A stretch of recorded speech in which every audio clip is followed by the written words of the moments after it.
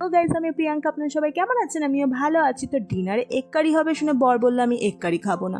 তো মাথায় আসলে বানিয়ে ফেলি এগ লাবাবদার। তো তার জন্য লাগছে দুটো বড় সাইজের কুচি করে রাখা পেঁয়াজ, 9-10 কোয়া কাজু বাদাম, 1 ইঞ্চি আদা, দুটো কাঁচা লঙ্কা, 4 কোয়া রসুন আর একটা বড় সাইজের টমেটো।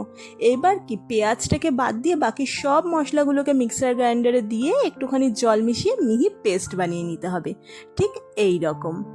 এবার একটা প্যানে কিছুটা তেল গরম করে তাতে গোটা গরম মশলা, শুকনো লঙ্কা আর গোটা জিরে ফোড়ন দিয়ে কুচি করে রাখা পেঁয়াজগুলো দিয়ে হালকা ভাজা ভাজা করে নিতে হবে।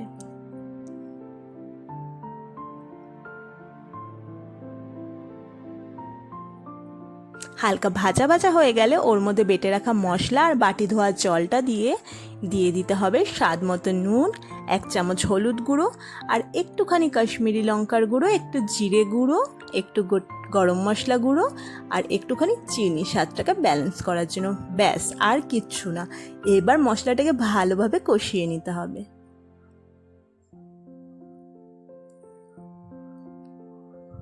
মশলাটা কষে গেলে ওর মধ্যে 1 কাপ জল দিয়ে দিতে হবে।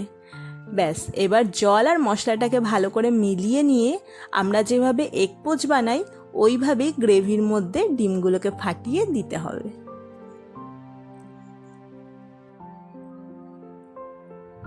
এবার এর মধ্যে একটুখানি নুন, কসুরি মেথি আর কুচি করা ধনেপাতা দিয়ে 5 মিনিটের জন্য ঢাকা দিয়ে রাখতে হবে।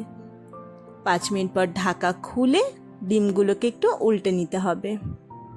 আর এর কিন্তু গ্রেভিটা একটু মাখো মাখো হবে, তাই জন্য একটু গ্রেভিটাকে শুকিয়ে নিলেই তৈরি হয়ে যাবে এগ লাবাবদার। আর সত্যি খেতে কিন্তু লাজবাব হয়েছিল। আমার বর তো একদম আঙুল চেটে পুটে খেয়েছিল।